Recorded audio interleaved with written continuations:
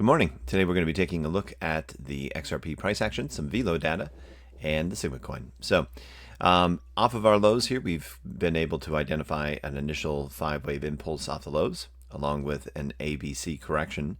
Now basically wrapping up with our 5-3-5 wave coming into play, which basically is a flat at this point. There may, of course, still be one more rollover because when we look over at the liquidity, that one, there we go, liquidity, we can see that we have some liquidity down to 247.5. Basically, that could still be swept.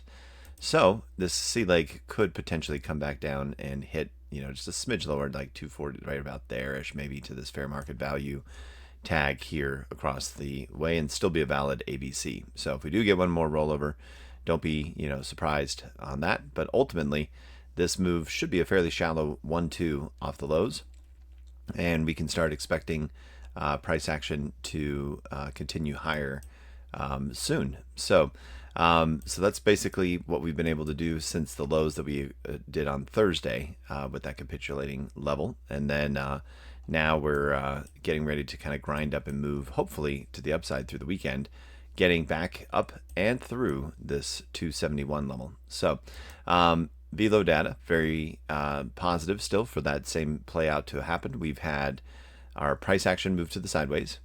Open interest fell, and is now actually starting to rise a smidge. But what is happening is we have more shorts, so they're expecting another rollover to happen here anytime.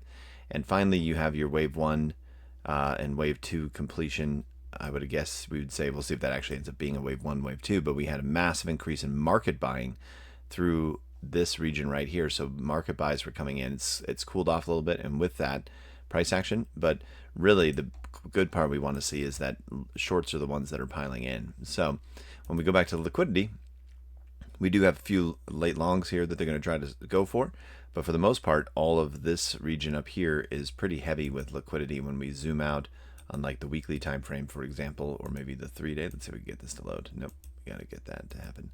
Well, if we get it to load here, which we can't, ultimately that would show us that here on the weekly time frame, we have a lot of liquidity above, but can't show that right now because it's starting to glitch. So we jump over to our Sigma coin, and we can see that the gap that we had is finally closed. So this area that we expected it to come back down to is now done, with a larger ABC structure completed with a gap close. And so now the expectation is our wave 1, wave 2 is finished, and we should be able to move out of here. So Sigma's looking good. Let's jump over to the 3-day RSI. We do have a little bit of a cross, so we'll see if we can regain that here when the new 3-day starts on November 3rd. So we have 2 more days to flip this positive again and continue our ascent on the 3-day momentum.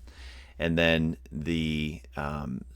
and as far as structure is concerned, we now have our wave 1, wave 2 in on this low level, so we can start grinding and moving our way off the lows. So yeah, ultimately, to recap, we've got a wave ABC forming with possibly one more low that can come into play for a fair market value tag to correspond with the liquidity that we can't populate here.